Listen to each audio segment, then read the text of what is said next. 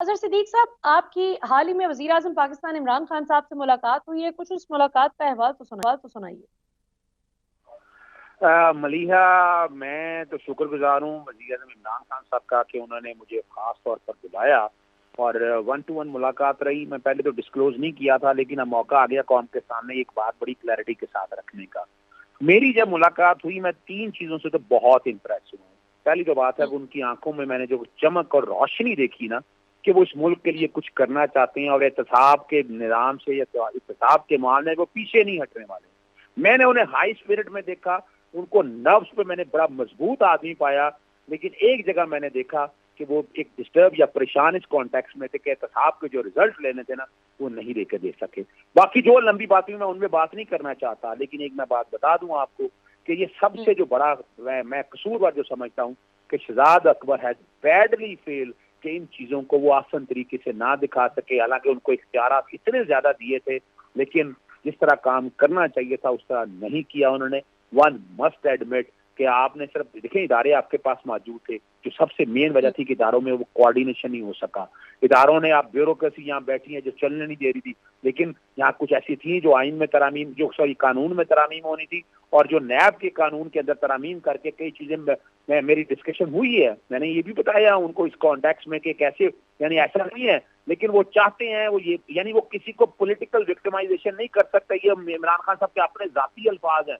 वो चाहते हैं कि जिन्होंने करप्शन की है, जिन्होंने लूटा है, उनको ना सिर्फ उनको सजाएं मिले, बल्कि उनसे वो पैसा कौम का वापस भी लाया जाए। और ये वो तभी वो कामयाब होते हैं कि जो उन्होंने एक जद्दोजहद की है, उस निज़ाम को एक मंतकी अंजाम तक पहुंचा है। लेकिन फर्क सिर्फ इतना है कि यहाँ सोचना पड़ेगा जो आसपास लोग बैठे हैं, क्या वो स्पिरिट में काम कर रहे हैं, क्या वो उस तरह साथ दे रहे हैं, ये वो है चीज सोचने वाली।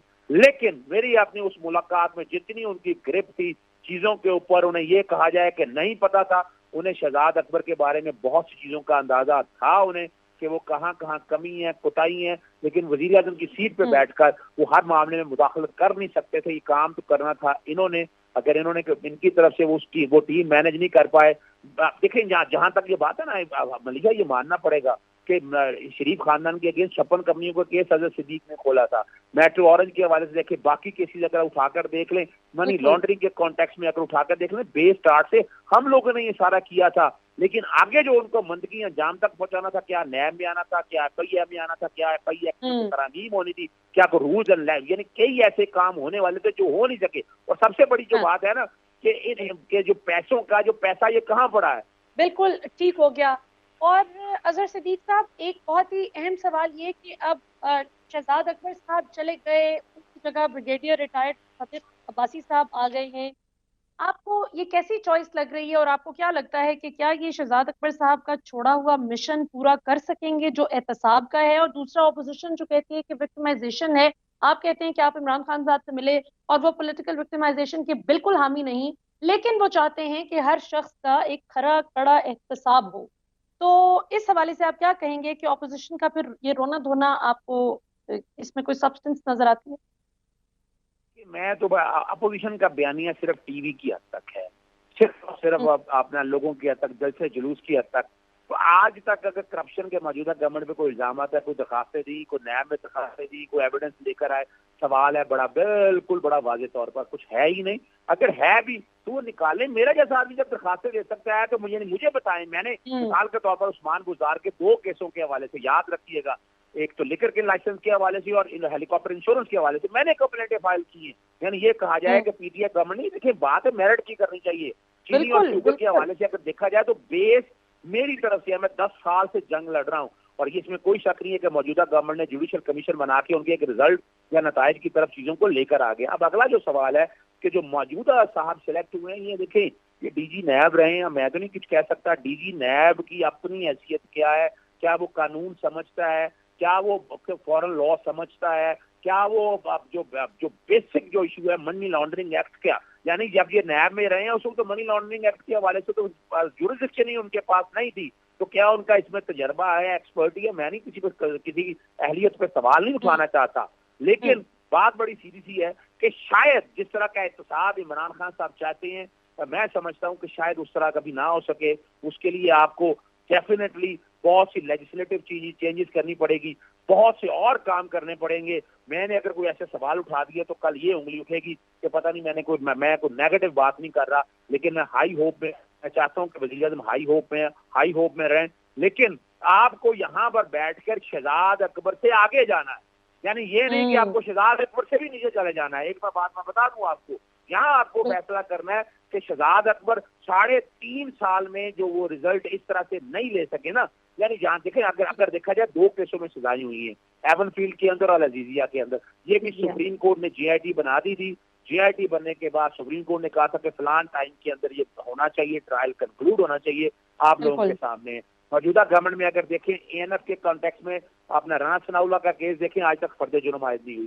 باقی کیسوں میں اگر جتنے کیسز یہ چل رہے تھے جتنے بھی, ان کے اندر دیکھا جائے تو آپ نے فرد جرم عائد کر کے کیا ٹرائل کے کنکلوڈ کی طرف لے کے پچھلے دنوں میں ہم سن رہے تھے کہ فواد جو 9 ارب کا پلازا بیچ رہے ہیں, اب 9 ارب کا پلازا کیسے بنے گا آپ لوگ کے سامنے. مطلب بالکل آپ کی درست بات ہے. میں وہی کہتی ہوں کہ وہ آپ اندازہ کریں کہ سول سروسز آفیسرز کی تنخواہ کتنی ہوتی ہے, اور وہ کدھر 9 ارب کا پلازا جو ہے آخر خریدا کیسے ہوگا. یہ ساری چیزیں وہ ہیں جن پر سوالات کرنے بہت جائز ہیں. آخر میں اظہر صدیق صاحب, ہمارے پاس لاسٹ 30 سیکنڈز ہیں, آپ سے آخری سوال پوچھنا چاہوں گی کہ شہزاد اکبر ہوں یا بریگیڈیئر ریٹائرڈ مصدق عباسی ہوں یا کوئی بھی زید بکر ہوں, کہا جاتا ہے کہ جب تک نیب اور ایف آئی اے کے اندر موجود یہ جو ان کے کمپلیسز ہیں جو کرپٹ ایلیمنٹس کو سپورٹ کرتے ہیں اور ان کو پکڑنے میں مدد دینے کی بجائے, ریاست کو ہیلپ کرنے کی بجائے وہ ریاست کے مجرموں کو سپورٹ کرتے ہیں, ان کا عمران خان کیا کر سکتے ہیں؟ کیسے اس مسئلے کا سدباب کریں؟ دیکھیے ملیحہ, ایک بات تو بڑی واضح صاف طور پر ہے کہ آپ صرف اندازہ لگائیں کہ موجودہ گورنمنٹ کے دور میں صرف ایک ڈی جی نیب لگا, اور لاہور میں سے ڈی جی نیب کو نکالا گیا اور اس کی جگہ ڈی جی نیب لگایا گیا, یعنی آپ کے سامنے.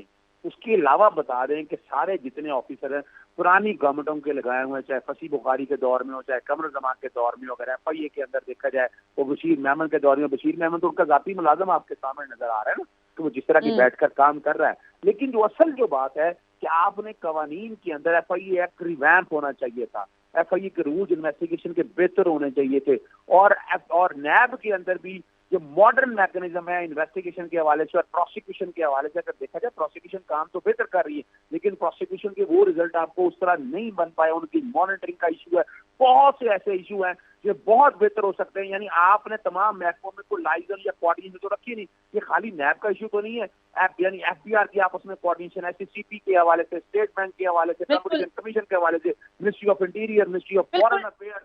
اظہر صدیق صاحب ہمیں جوائن کرنے کے لیے بہت بہت شکریہ. اظہر صدیق صاحب, آپ کی حال ہی میں وزیر اعظم پاکستان عمران خان صاحب سے ملاقات ہوئی ہے, کچھ اس ملاقات کا احوال تو سنائیے. ملیحہ, میں تو شکر گزار ہوں وزیر اعظم عمران خان صاحب کا کہ انہوں نے مجھے خاص طور پر بلایا اور 1-to-1 ملاقات رہی. میں پہلے تو ڈسکلوز نہیں کیا تھا, لیکن اب موقع آ گیا قوم کے سامنے ایک بات بڑی کلیئرٹی کے ساتھ رکھنے کا. میری جب ملاقات ہوئی میں 3 چیزوں سے تو بہت امپریس ہوں. پہلی تو بات ہے کہ ان کی آنکھوں میں نے جو چمک اور روشنی دیکھی نا کہ وہ اس ملک کے لیے کچھ کرنا چاہتے ہیں, اور احتساب کے نظام سے یا احتساب کے معاملے میں وہ پیچھے نہیں ہٹنے والے.